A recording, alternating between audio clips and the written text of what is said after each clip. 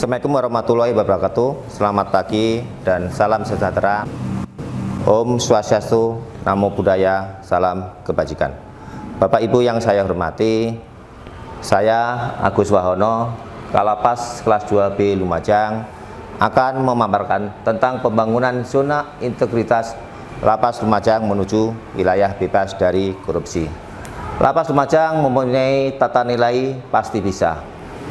Pasti adalah tata nilai dari Kementerian Hukum dan HAM, yaitu profesional, akuntabel, sinergis, transparan, dan inovatif. Sedangkan bisa mengandung arti yaitu dapat atau mampu, sehingga Lapas Lumajang harus bisa dan harus dapat dan harus mampu mewujudkan satuan kerja berpredikat wilayah bebas dari korupsi. Adapun bisa itu sendiri kepanjangan dari B berkolaborasi, yaitu kerjasama atau sinergi dalam arti yang lebih luas, kemudian implementatif, bahwasanya rencana kerja, rencana pembangunan zona integritas menuju WBK itu harus bisa diimplementasikan. Kemudian S yaitu smart, artinya yaitu pintar ataupun sempurna.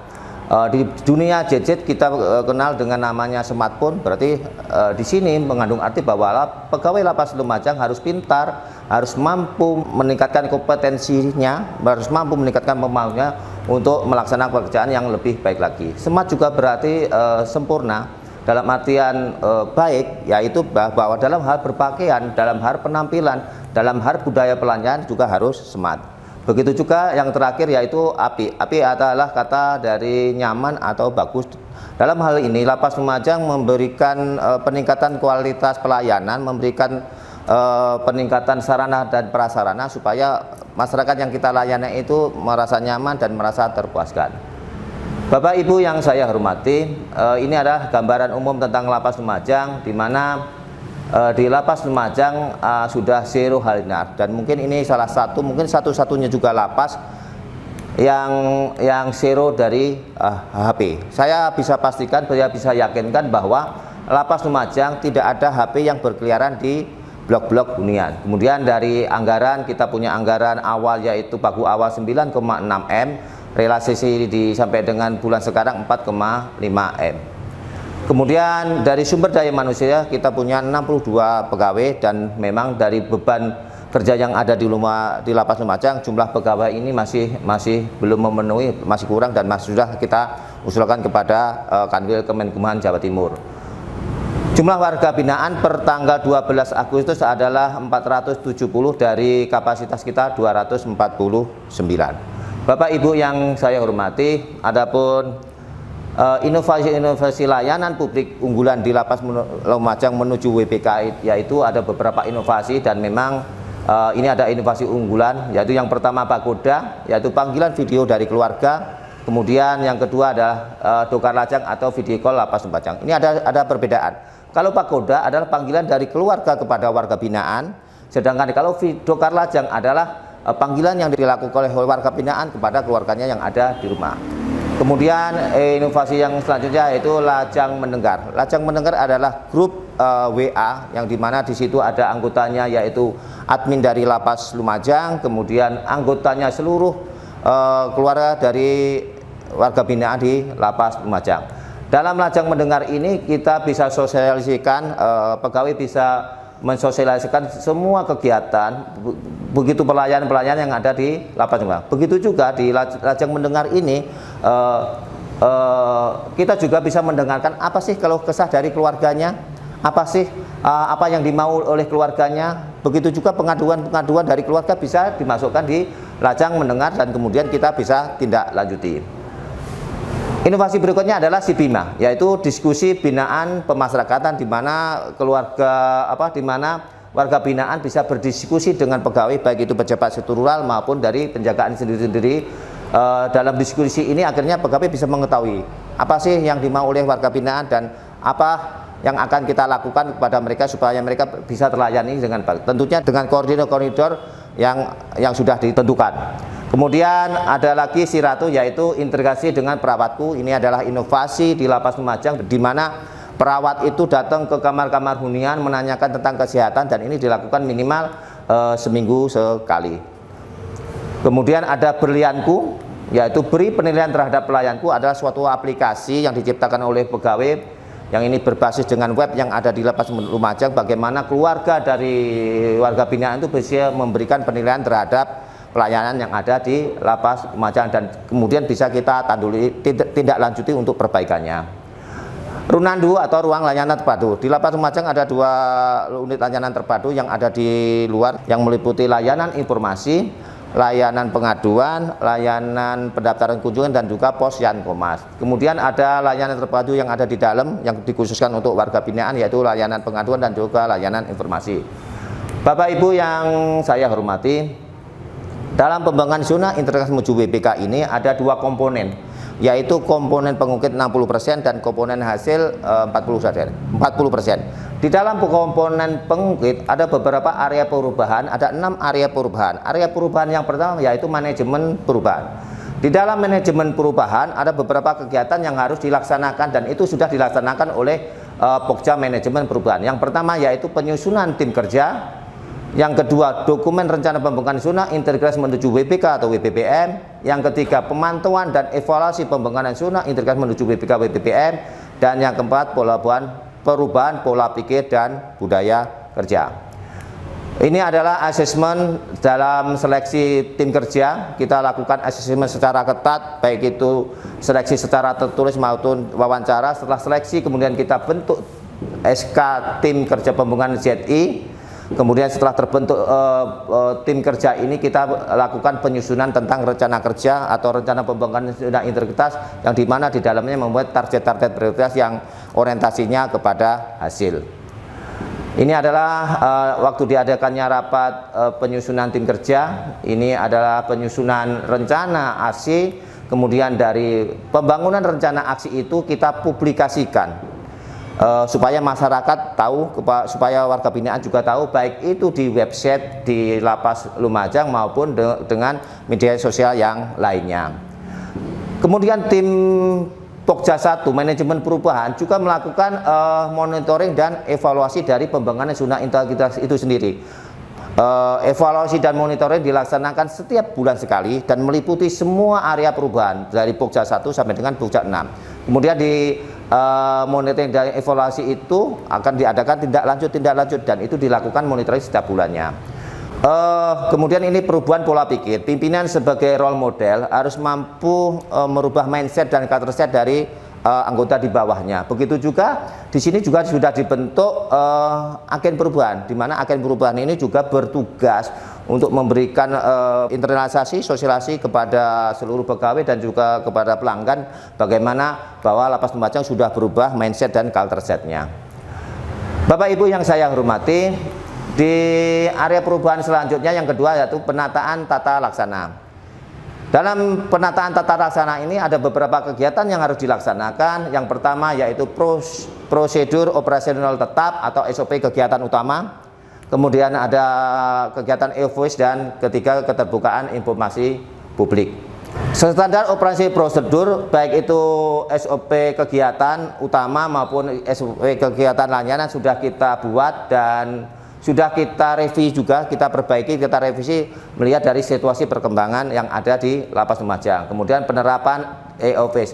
Sistem kepegawaian kita sudah menggunakan sistem informasi kepegawaian dengan Simpek, serta Simpek ini juga telah dilakukan monitoring dan juga sudah dilakukan juga evaluasi tentang pemanfaatan teknologi informasi ini. Kemudian keterbukaan informasi publik, di mana seluruh kegiatan yang ada di Lapas Lumajang ini selalu kita update, selalu kita publikasikan melalui media sosial yang ada di Lapas Lumajang. Begitu juga keterbukaan informasi publik ini kita juga punya namanya lajang mendengar, di mana semua kegiatan juga bisa kita update di sana.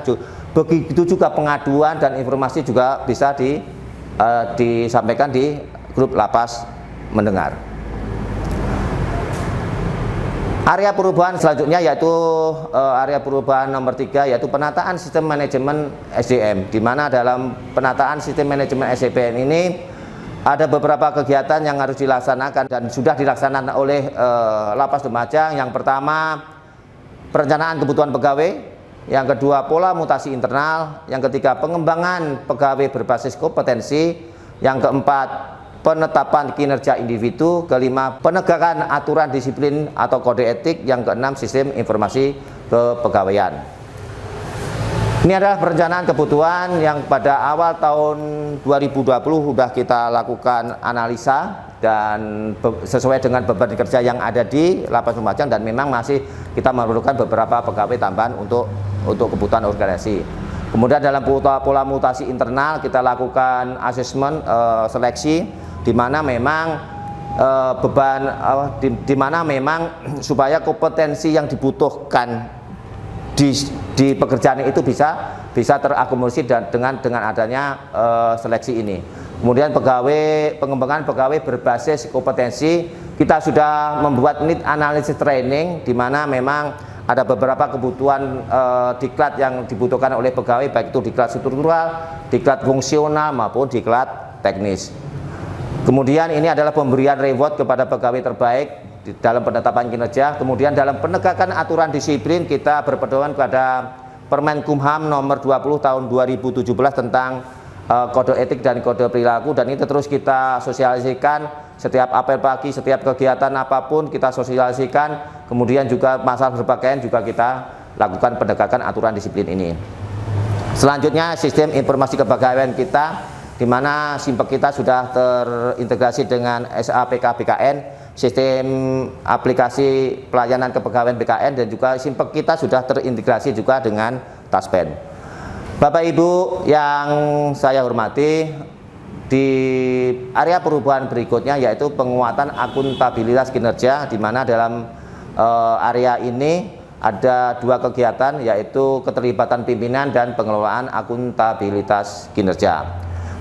Pimpinan dalam penyusunan dan penetapan perencanaan sudah terlibat secara langsung dan juga melakukan monitoring daripada pencapaian kinerja tersebut. Kemudian juga anggaran, sistem anggaran, dan juga indikator kinerja sudah smart. Kemudian indikator kinerja utama kita sudah ada. Performance kita sudah kita laksanakan laporannya. Kemudian juga lakip sudah kita lakukan juga pelaporan lakip, dokumen rensa ada. Kemudian peningkatan SDM, di mana pengusulan pegawai untuk penanganan akuntabilitas kinerja ini. Kemudian area perubahan berikutnya yaitu area perubahan yang kelima, yaitu penguatan pengawasan, di mana di dalam area perubahan penguatan pengawasan ini ada beberapa kegiatan. Yang pertama yaitu pengendalian gratifikasi, penerapan SPIP, pengaduan masyarakat, whistleblower system, penanganan benturan kepentingan, dan penyampaian LHK. Dalam penguatan pengawasan, unit kerja sudah melakukan public comment tentang pengendalian gratifikasi, dan kita punya kotak peka sebagai langkah untuk pengendalian gratifikasi. Kemudian dalam sistem pengendalian intern pemerintah, kita sudah laporkan penerapan SPIP ini, dan juga ada dilakukan juga pengendalian dan memilih adanya risiko-risiko yang ada di jalannya organisasi. Kemudian pengaduan masyarakat, kita punya kotak pengaduan yang ada di dalam, dikhususkan untuk warga binaan, dan juga kotak pengaduan yang kita tempatkan di luar yang dikhususkan untuk masyarakat di luar, di mana di dalam kotak pengaduan ini apabila ada pengaduan segera kita tindak lanjuti. Whistleblower system yaitu sistem pengaduan secara aplikasi. Kemudian pemetaan, kita sudah lakukan juga pemetaan benturan kepentingan di antara subseksi atau seksi-seksi agar dalam berjalannya organisasi ada minimal ada benturan kepentingan, diupayakan tidak ada benturan kepentingan di antara masing-masing. Kemudian laporan harta kekayaan pegawai, LHKPN dan LHKPN sudah 100% kita laporkan. Bapak Ibu yang saya hormati, area perubahan yang keenam atau yang terakhir yaitu peningkatan layanan publik, di mana dalam peningkatan layanan publik ini ada kegiatannya yaitu standar pelayanan, budaya pelayanan prima, dan penilaian kepuasan terhadap pelayanan. Kita sudah membuat standar pelayanan, di mana standar pelayanan itu terus juga kita revisi melihat dari perkembangan situasi yang ada. Kemudian kita juga punya ruang layanan terpadu. Kemudian budaya pelayanan, di mana dalam budaya pelayanan minimal ada 3S, yaitu senyum, sapa, dan salam. Dan dalam budaya pelayanan ini kita sudah bekerja sama dengan BNI Cabang Lumajang untuk memberikan pelayanan kepada masyarakat atau kepada pengunjung. Dan ini sudah kita terapkan juga pelayanan yang ada di Lapas Lumajang ini, dan ada apresiasi dari masyarakat bahwa pelayanan di Lapas Lumajang sudah semakin membaik. Ini adalah penilaian kepuasan terhadap pelayanan. Kita punya Berlianku, aplikasi Berlianku tentang pelayanan ini. Kemudian kita juga menyebarkan QR code ini, baik itu waktu kunjungan maupun ini kita sebarkan di lajang mendengar, bagaimana supaya masyarakat, keluarga warga binaan bisa menilai bagaimana pelayanan yang ada di Lapas Lumajang. Ini standar pelayanan tadi, maklumat pelayanan sudah kita tempel di depan ruang layanan maupun di dalam, dan ini juga budaya pelayanan. Bapak Ibu yang saya hormati, di dalam meningkatkan layanan kepada masyarakat, tentunya kita berusaha supaya masyarakat itu dapat terlayani dengan baik dan juga terlayaninya dengan nyaman. Makanya ada beberapa peningkatan sarana dan prasarana agar masyarakat itu bisa terlayani dengan baik dan mereka merasa puas, yaitu kita pada perbaikan ruang PDAU, kemudian ini kita adakan tempat cuci tangan di luar. Ini adalah perbaikan aula lapas. Kemudian kita buat ruang laktasi. Memang pada tahun kemarin belum kita adakan ruang laktasi, ini kita buat ruang laktasi. Terus ada kamar mandi khusus disabilitas. Kita bangun kamar mandi khusus disabilitas ini ada di ruang layanan pendaftaran dan juga ada di ruang kunjungan. Ada ruang layanan terpadu yang tadi saya sebutkan, ada di depan, ada di dalam. Kemudian ini ruang pendaftaran yang baru. Ini wastafel di ruang pendaftaran. Kemudian juga ini kita bangun juga ruang penggeledahan badan pengunjung. Penyediaan air minum gratis ini adalah buah dari lajang mendengar, di mana di situ ada masukan dari warga binaan supaya disiapkan air minum gratis selama proses pendaftaran dan menunggu antrian. Di ruang layanan kunjungan, di ruang layanan pendaftaran ini juga kita siapkan tempat charger HP bagi mereka yang ingin mengisi baterai. Itu juga kita perbaiki juga pos untuk komandan Rupam. Ini adalah inovasi-inovasi yang kita buat di Lapas Lumajang, yang tentunya inovasi-inovasi ini semua tujuannya untuk memberikan pelayanan yang terbaik pada pelanggan, baik itu kepada warga binaan maupun kepada masyarakat di luar. Inovasi-inovasi itu yaitu kotak peka, yaitu kotak pengendalian gratifikasi. Ini grup lajang mendengar yang tadi sudah saya jelaskan. Ini Dokar Lajang, kemudian Pagoda, ini Si Bima, Berlianku, kemudian Si Ratu, integrasi perawat dengan warga binaan, kemudian Bos Lajang yaitu pemutaran film-film di mana di setiap hari Minggu kita berikan pemutaran film itu untuk hiburan mereka. Kemudian ini papan lalu lintas pintu utama yang sudah kita digitalkan. Kemudian ini juga kita punya Karo Lilik, yaitu kartu berobat poliklinik. Selanjutnya ada ruang layanan terpadu. Ini ada Selfie Gana, ada Dilan Lajang atau Diaraku Melu Pembinaan Neng Lapas Lumajang. Kita juga punya aplikasi pendaftaran kunjungan berbasis online. Ini yang diciptakan oleh pegawai, masyarakat atau keluarga warga binaan bisa berdaftar melalui pendaftaran kunjungan online ini. Kemudian ada K2S yaitu kotak kritik dan saran yang hasilnya terus kita tindak lanjuti dari kritik dan saran tersebut. Pengusulan asimilasi integrasi rumah berbasis SDP, kemudian UB atau penghargaan pegawai terbaik, kemudian ada Mas 5 masker peduli sesama. Di masa pandemi ini kita selain Mas 5 peduli sama dengan masker, juga dengan sembako, kemudian ini website, dan yang terakhir adalah duta layanan. Bapak Ibu yang saya hormati, dari hasil survei internal dan eksternal, ini adalah survei yang kita sebar melalui QR Code dari Balitbang Hukum HAM, dan ini adalah hasil surveinya. Untuk IKM 18,88 sangat baik, Untuk IPK 14,05 juga sangat baik, dan kemudian untuk survei integrasi internal 93,33 juga nilainya sangat baik. Ini adalah hasil survei dari Berlianku, beri penilaian terhadap pelayanku yang diciptakan oleh pegawai, dan nilainya alhamdulillah juga menunjukkan tren yang positif. Demikian Bapak Ibu, Bapak yang dapat kami sampaikan tentang pembangunan sunnah integritas Lapas Lumajang menuju WBK dan WBN.